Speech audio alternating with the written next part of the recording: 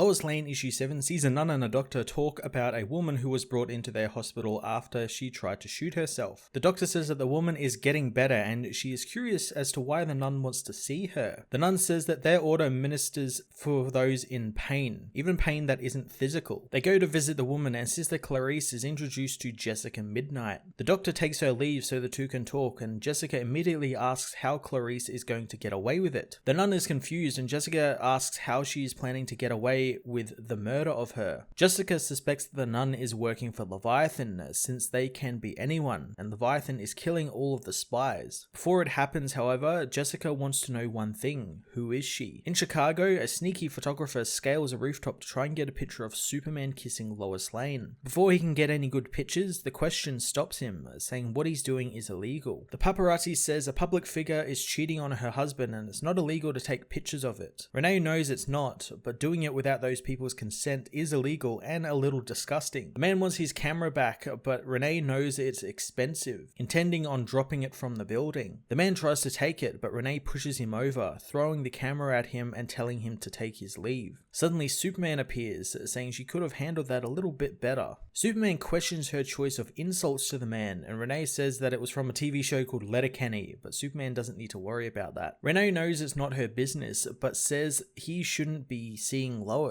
Superman wonders if she's curious, and Rene definitely is, but Superman tells her to have a good night before taking his leave. The next morning, Clark and Lois talk about Clark revealing his identity to the people, and he knows Rene is going to have a few questions, but Lois tells him not to make bad puns at this time. Later, Lois returns to her hotel, finding Rene in the foyer. Rene thinks that going out to breakfast with her husband is Lois's guilt reaction after her night with Superman. Lois knows that Rene doesn't approve, but she isn't being paid for her approval. Lois wants Rene to tell her why she was on the roof last night, and calling the elevator to go up to their level. Lois demands to know why Rene was there, but Rene says that she was just looking out for Lois, and she asked Rene to do it when she was hired, but she doesn't seem to need that now since Superman is stopping by so frequently. Lois knows that she still hasn't said why she was on the roof, and Rene says that she was chasing a lead while Lois was attending her father's funeral, a lead named Terrence Blakely. Lois doesn't recognize the name, but Rene says that he's a junior partner at Lilo Couch and Former, whose owner, Mitchell Couch, is Larry Shaw's personal fixer. Lois knows that Larry is Daniel Agger's partner in his firm and wonders what their deal with Blakely was. Rene knows that it was a $500,000 deal to kill Lois, a hit that Larry himself was paying for personally. Lois hopes that she has evidence, and Rene reveals that she does on a recording device, and is going to make Lois love her again. Heading to her room, they find Alejandra's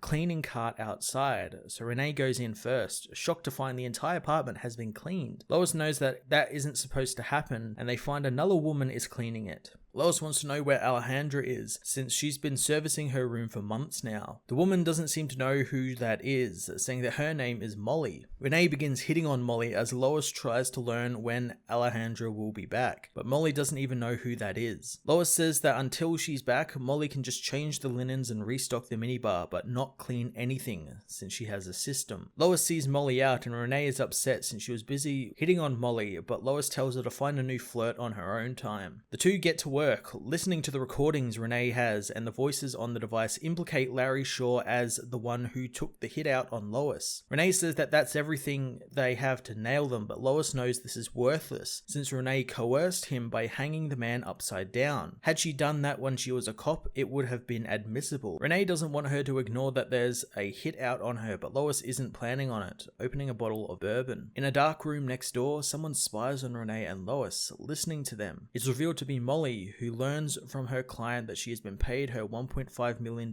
fee to kill Lois Lane. She rips off her face, revealing a dark skull underneath as she activates her bomb, blowing her way into Lois and Rene's room. Lois Lane issue 7 continued the fantastic investigative story as Lois learns of information Rene recently dug up for her. I really loved how it looked like they really caught the people who were after Lois red-handed, but Lois, the ever-vigilant journalist, can't actually use that information thanks to how Rene Rene got it. Again, this book does a really good job of explaining like how certain sources can't be used on the record or off the record and stuff like this, where Rene went a bit too heavy on this guy and because of it, none of the information is actually useful. It's great drama for the two to deal with. We also got a cool new villain teased at the end of this issue, so I'm very much looking forward to Lois and Rene having to deal with the kiss of death. I'm going to give this issue a 9 out of 10.